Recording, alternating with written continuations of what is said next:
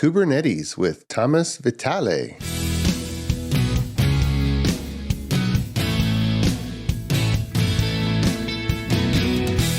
The Azure DevOps Podcast is a show for developers and DevOps professionals shipping software using Microsoft technologies. Each show brings you hard-hitting interviews with industry experts, innovating better methods, and sharing success stories. Listen on to learn how to increase quality, ship quickly, and operate well.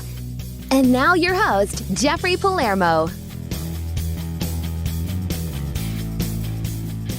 Before we start, I want to put out a personal message.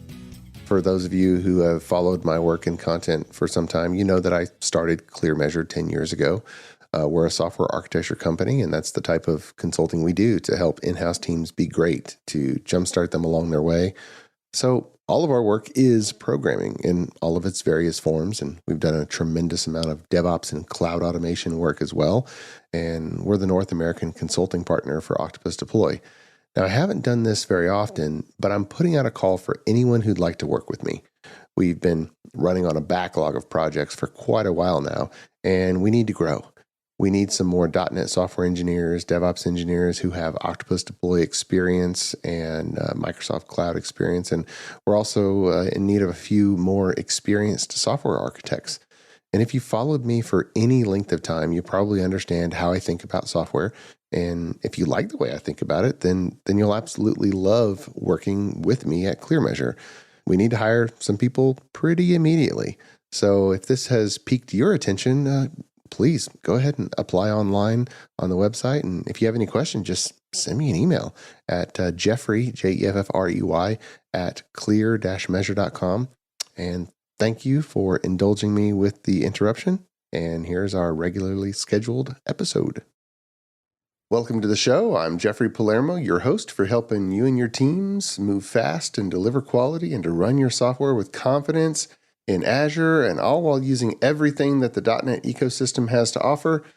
This podcast is sponsored by ClearMeasure, a software architecture company that empowers .NET teams to be self-sufficient and able to deliver world-class results through its ClearMeasure Way methodology. I like to keep announcing that my architect forums are going strong. Signups for the next session are up. And if you lead a software team and are looking to collaborate with peer architect leaders, you can just sign up at the link in the show notes. And for those of you who are looking for the Programming with Palermo show, that's my video podcast, just search in any of the directories and you'll be able to find it as well as on YouTube. My guest today on the show is Thomas Vitale. He is a software engineer and architect specializing in building cloud-native, resilient, and secure enterprise applications. He designs and develops software solutions at Systematic, that's in Denmark, where he's been working on modernizing platforms and applications for the cloud-native world, focusing on developer experience and security. And he's also an author of the book from Manning, Cloud Native Spring in Action. Thomas, welcome to the show. How are you, sir? Thank you very much, Jeffrey. Thanks for having me. Oh, my pleasure. It's a pleasure to be here. Awesome. Congratulations on the book. And before we get into what you kind of spend your time thinking about, go back in time for us and for the listeners. What are some of the major milestones along your journey that kind of led you into working on what you're working on today, software-wise? Yes, that's an interesting question. I guess it started some years ago at the university. I studied computer engineering and software engineering. And from there, I started focusing a lot on software application development, in particular in the Java ecosystem. That's how I started working with Spring, which is the framework used and covered in my book. Mm-hmm. And from there, I started being interested in the whole cloud-native world, about technologies, not only the application point of view, but also the platform side. So how to support application developers in delivering value to their customers and their users. So from there, what I've been doing recently is kind of juggling between these two points of view, the point of view of the developers and application development and being productive, delivering value effectively to customers and end users of our software, but also at the same time, the platform point of view. So how to support that work, how to provide a great developer experience, making sure that security is in place, and overall, how to collaborate across different roles, different people in a project. to deliver the best product possible. Yeah. Yeah. Oh, that's so important. Getting all the people organized so that everyone's aligned. Yeah, for sure. Will you tell us a little bit about the book? Starting, when did you actually decide, you know what? I need to write this book? Yeah, so that was an unexpected decision, to be honest. So I've been working on with Java and the Spring Boot framework for several years, also contributing to some of the projects. I'm really a big supporter of open source, so I always try to contribute to different open source projects. Spring Boot was one of that. I was writing some articles about it and be out there in the community talking about this topic. And then the publisher reached out to me, so you're talking about these topics, but maybe you have an idea for a book. And I actually did have one, and it was the cloud native point of view in application development that was really missing, I felt, because I was working in that area and I couldn't find a book covering application development with Java and Spring Boot for based on cloud native architectures, cloud native patterns. That's how I started. So I planned the book. It was the beginning of the pandemic, so the beginning of COVID. So I thought, okay, it might be interesting to have a project since I'm at home for this period. And 2 years and a half later, the book was done. Oh, fantastic. A bit longer than expected, but it was such an interesting experience. Sure. Awesome. You did something really, really productive with the extra time. Now, some of the listeners might be asking, okay, hey, don't we all talk about Microsoft technologies all the time? What do you mean, Java and Spring Boot? But Kubernetes is this intersection point that's kind of bringing together different technologies in different parts of the industry that sometimes have a kind of a wall between them. There's development teams that use Java and that kind of pushes them to some set of technologies, or they use C# and that pushes them to another set of technologies. But it seems like the whole industry has embraced Kubernetes. It seems to be this common technology that is becoming ingrained with the concept of cloud native and containers and all. So can you help us understand that, and let's go over the basics of Kubernetes. Since you've gotten so deep into it, can you define for people who really have never used Kubernetes before, regardless of technology, how do you think about Kubernetes? So I would probably start by talking about containers, because that was kind of the starting point. So we started realizing that we needed some better ways of packaging and delivering our applications. And as you mentioned, we might have different technologies, different languages, different frameworks that we use in our applications. But if we put them all in a standard packaging format like a container, then it becomes easier from an operational perspective to deal with a very different system with different languages, with different frameworks. And that kind of was an enabler for the whole microservices movement, because once we start having multiple applications in our system or in a distributed system, we need a way to manage all those services. And having all containers, all applications having the same shape from the outside really helped. But then we ran into an issue that we had too many containers. So what about scalability, for example? What about orchestration of all these containers? If in a production scenario, I want to have high availability, for example, so I'm going to have multiple virtual machines. So how can I juggle all these containers? How can I distribute these containers across these virtual machines to be sure that my service is always available to my users? So with minimal disruption. What happens if one container goes down? Should I go there and just start it up manually? That doesn't really scale. It might work with virtual machines, but when you have hundreds of containers, that doesn't work. And that's where Kubernetes comes in, because the basic feature of Kubernetes was container orchestration.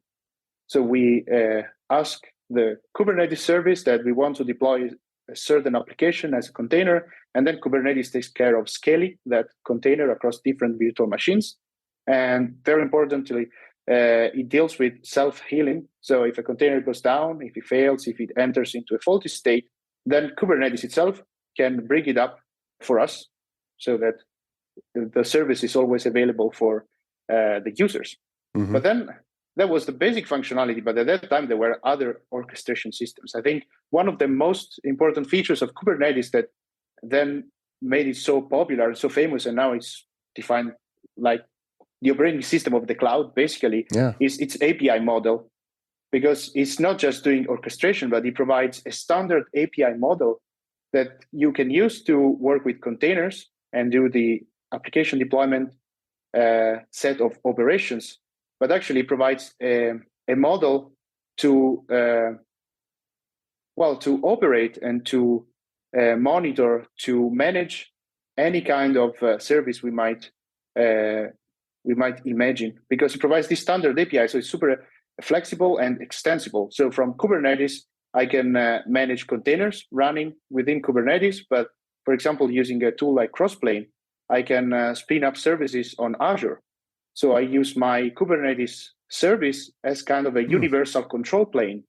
And then using this standard API, I can use the same tools, the same format, the same approach, both to run my application and services in the Kubernetes cluster, but also run and manage services outside my cluster.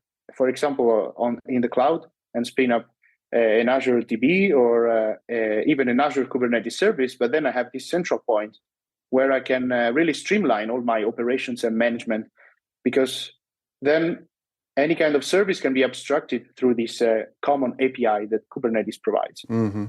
Okay. Well, let's drill down and just I want to get your take on these different concepts.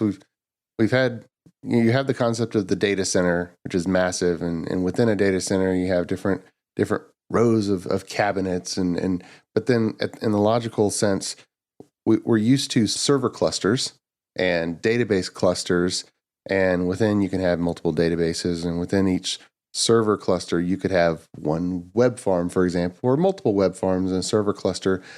When we think of a Kubernetes cluster, how do we know when we need more than one Kubernetes cluster? Yeah, that's a very interesting question. And I guess the general answer would be it depends. So diving a bit deeper into that, one point of view that comes to mind as the first one is security.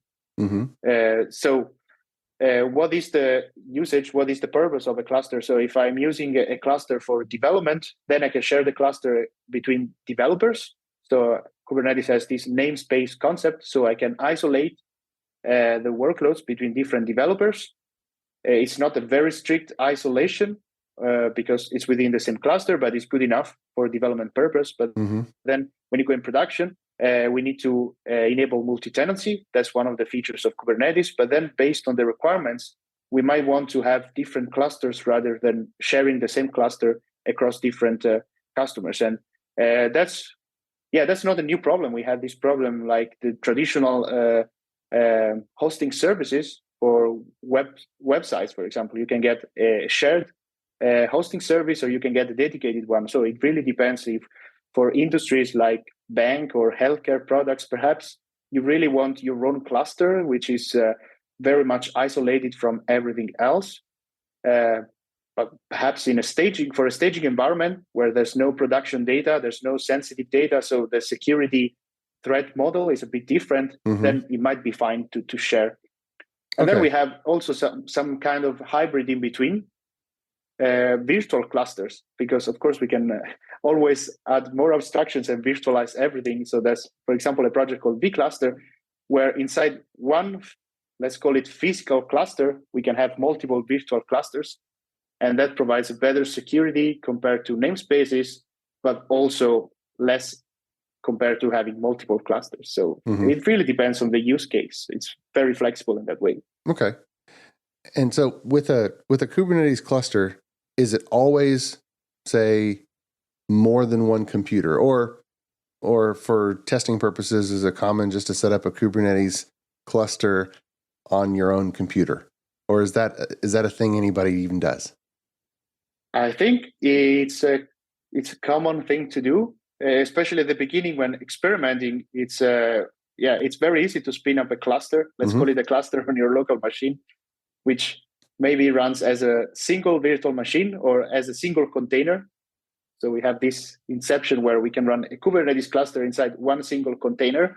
That's a way to do it. But also we are starting to see more and more use cases at the edge of systems where we run Kubernetes at the edge. So there are several projects recently that have been announced dealing with these specific use cases where we need a very lightweight Kubernetes installation for these devices at the edge of the system. So running on IoT devices, right? That's also a quite interesting use case for Kubernetes. So it doesn't have to be multiple clusters, like multiple virtual machines or multiple nodes. So we also have these quite interesting use cases in specific areas of our domains. Just to have a standard deployment model. Yes. Okay. And again, it's that standardization of the API and the whole management operation side of things that can really help bootstrap projects quickly and reduce time to market and get out there, because there's this wide variety of tools and processes that we can use, all working towards this standard interface. Okay. Well, break down, when you have a Kubernetes installation, break down, what are the building blocks? Even before you've installed any of your own containers for it to run, what do you have when you install it? What are the piece parts and how do they work? So when talking about Kubernetes, we can distinguish between the control plane and the data plane. So the control plane is basically the group of applications that provides all the services that we look into a Kubernetes cluster. So the main important parts of that is probably the API server. So it's the application that receives all the API requests. A request being, please deploy this application for me, or please expose this application through the load balancer, that kind of request. And then we have a component, which is by default a distributed database, etcd.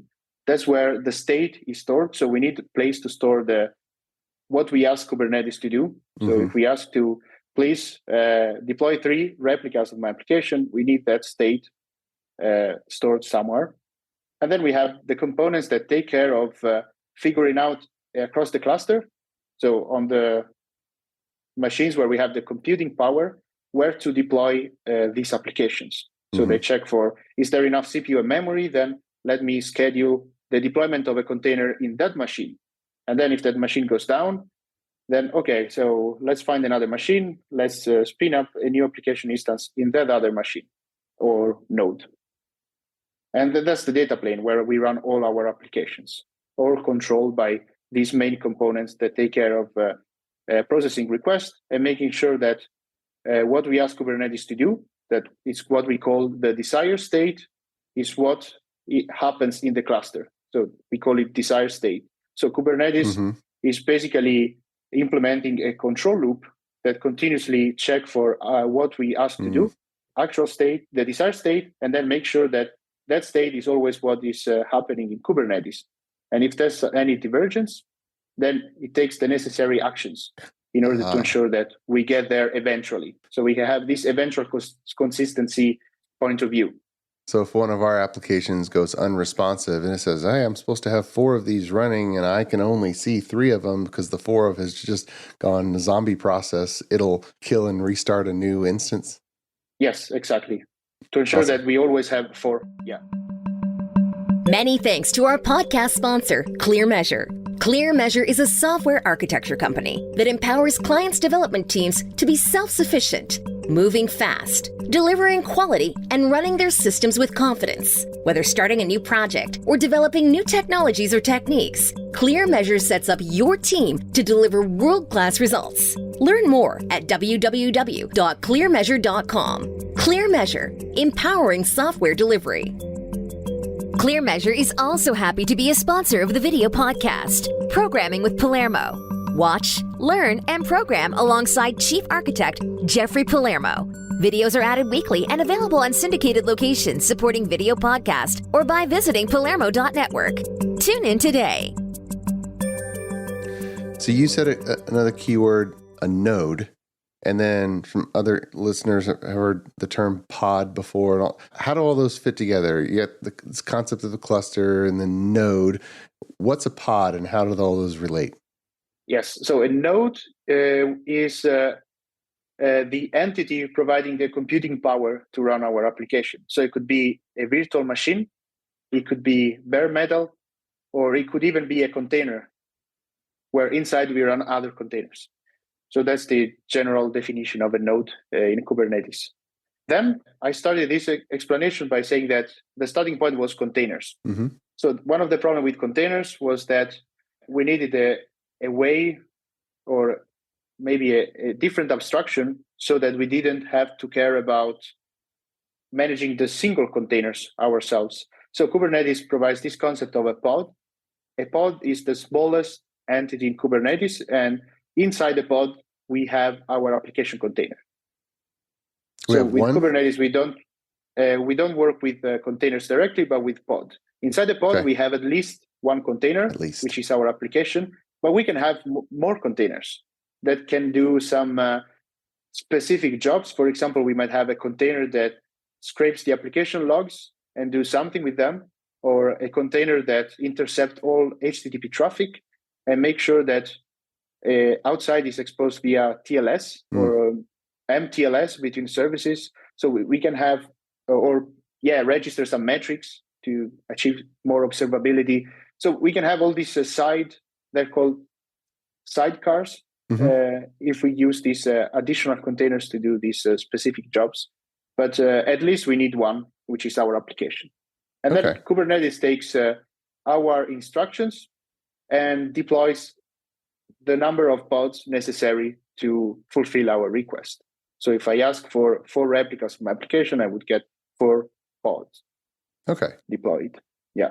So if I had a website, I wanted 2 instances of the site to have a 2-node web farm, and then I have a backend job that's processing messages from a queue, then it sounds like I would have 3 pods in that case? Yeah. Or would I have 2 pods? 2 pods for the website. Okay. Yeah, and 1 pod for the job, perhaps, that continuously, do something with the message queue, perhaps. Okay. And then again, that's what the desired state. But then the actual state might temporarily be different. For example, if a node goes down, so we might have these little time windows where we might have only 1 replica because the second one just died. So it had to be restarted by Kubernetes. Okay. And that happens automatically. Yeah. Now, with large decomposed systems, it's always been common that different applications be configured with maybe web service addresses or the address of where to drop a generated PDF file and all this different configuration about where is this other place. And in a situation where you might have multiple nodes on different virtual machines who have different IP addresses, and a node goes down and pods are moved wherever, how does the application know if the application is developed to have a web service address and know where to go? How does it know when Kubernetes might move one container to a pod that happens to be on a different virtual machine with a different IP address? Yeah, Kubernetes offers out of the box a service discovery functionality. So we never talk directly with a pod usually, but we talk to another object, which is called a service. We can think of a service as kind of a load balancer in front of all the pods that replicate my application. So the service would have a DNS-like name, so like my website.com, and then within Kubernetes, that request sent to the service is forwarded to one of the available pods at that time. So we never need to worry about the specific pod IP address or where it's located in my system. So the service has a consistent IP address, so we can do some real DNS resolving there because the service will always be there. But the pods are volatile, are ephemeral, so that they can keep changing. So we need this entity in between. So we have a fixed long-term interface we can always call, and then Kubernetes does the rest by forwarding the request to the specific pod. And this is quite nice that comes out of the box. So we can just call the service DNS name, and then one of the replica will reply. So when you're doing development locally, do you use local DNS on your own computer just so that you're developing in that way? What does that look like?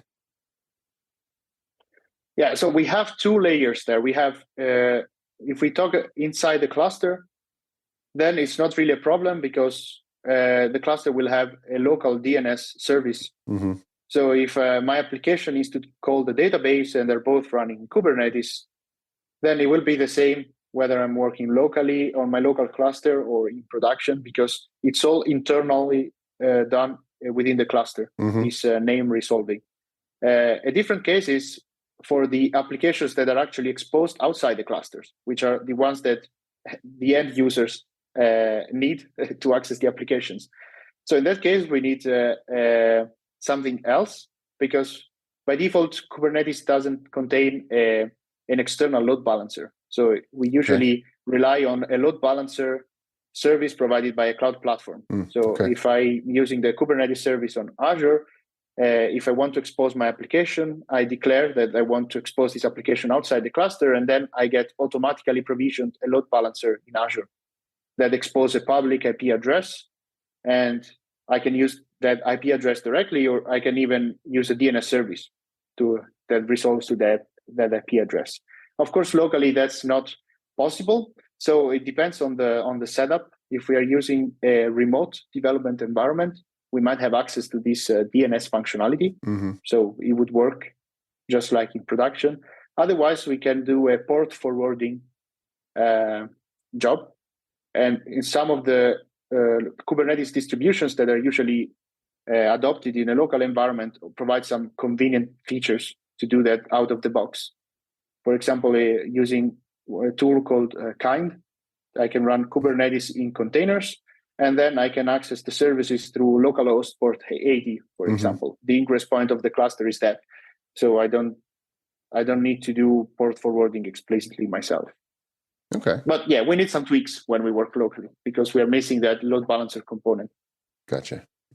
Now, there's so much has changed in the nature of containers. It used to be, everything was Docker, Docker, Docker. Sort out some of these. Where does Docker Swarm fit in? Where does Helm fit in? And any others? Just can you demystify those concepts for us? Yes. So if we talk about Docker, the open source project, Docker is still relevant. Actually, the format used by Docker for building container images is what has been standardized by the Open Containers Initiative. So it's what we call an OCI image. Is basically the Docker image that has been standardized. So now, even if we use different containerization technologies like Podman, we are still working with OCI image. So if I build an image with Docker, then I can run it in Podman because it's the same standard. In the same way, we got standards for how to distribute OCI images. So we are not forced to use specific tools. And we got also standards about how to publish those images. So right now the landscape contains a few different options for running containers. I mentioned Docker and Podman. Then you mentioned Docker Swarm. Well, Docker Swarm was an add-on, I would say, on top of Docker that solves some of the issues regarding container orchestration and, for example, scaling containers. And well, nowadays, I don't know how much it's used, to be honest. Like Kubernetes really became the primary choice. There were a few options back then, and Kubernetes really was the one that is still here. I don't know how much development Docker Swarm is. Okay, so those two are competitors. You would not use them together. They're either or. Yes. Okay. And I'd like to specify there that it's not the same set of features. So some of the container orchestration features are provided in Docker Swarm, but for more complex scenarios or for all the other things I mentioned, like the API model and this concept of universal control plane, that's something that is really specific to Kubernetes and is what also concur in determining its popularity. Okay. But yeah, you would use either or. Gotcha. If you're looking for container orchestration. Yes. And how does Helm relate? Helm. Yes. Yes. So we started with Kubernetes. We solved the problem of container orchestration and scaling. We had this very nice format, the container, the OCI format, a standard one, to package any kind of application. So it doesn't matter if it's Python, Java, .NET, it looks the same from the outside. But then we found out, okay, now we have the standard API, we have standard ways of configuring the applications, but then how do we package the configuration? Mm-hmm. Because it's not enough that I get access to a container image. I also need all the different configuration in order to run it on Kubernetes. And Kubernetes has quite low-level APIs for that, for like the pods, the services. So from a consumer point of view, it's not the best thing. Like we would like some abstraction on top of that. And Helm was one of the first tools to provide a solution to that. So what Helm does is offering what is called a Helm chart. It's a package that contains all the configuration files to deploy specific applications on Kubernetes.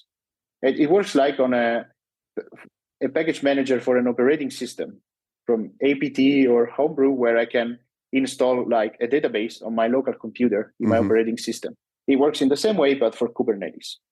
Now, you said it's one of them. Does that mean, do you use Helm, or are there a number of these solutions like that? Yeah, Helm was one of the first one that really solved this problem and became very, very popular. So it's very common to find third-party products out there that also offer a Helm chart, which makes it really easy to install. But since then, we got different projects and different tools to solve the same problem, but in different ways. Okay.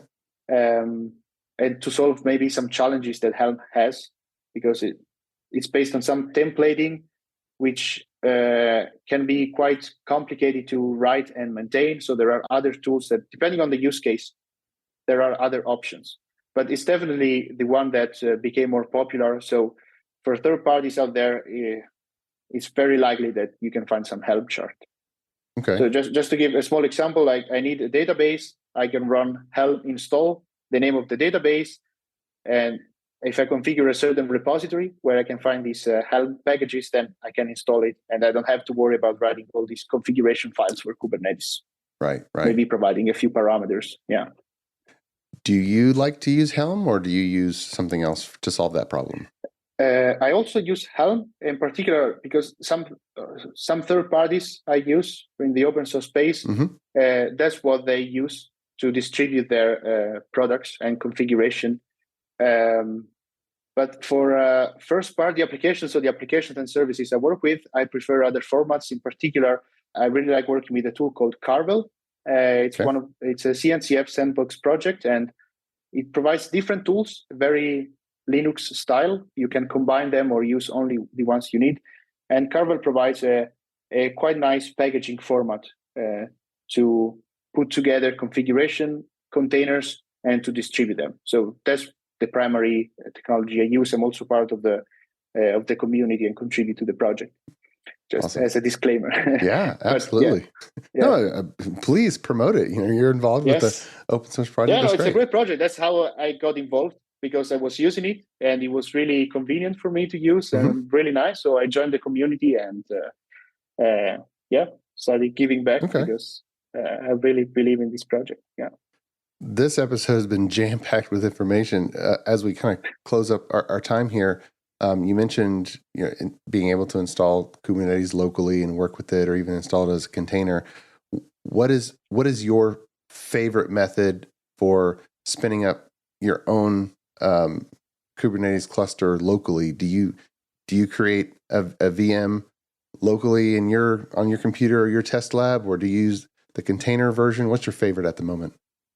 So in general, I like using a couple of tools. If I need a simple cluster like Kind or K3S or Minikube, but for something more, like if I'm working on applications or on services that run on top of Kubernetes, I prefer something more than just a simple cluster, because on top of the cluster, I would need things like the ingress configuration with the whole load balancing and DNS strategy. I would need some databases, perhaps some services to scale more efficiently my deployments.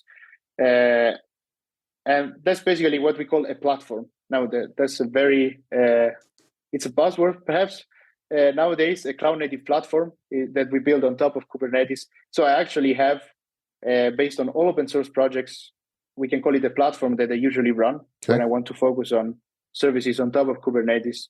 And sometimes I use one of those local distributions, or I spin up a cluster in the cloud so I don't have to manage the cluster. But I like to have those extra services on top of it, because then I can focus on the specific problem I'm trying to solve. And that ties with the whole developer experience topic that also I'm particularly passionate about. Okay.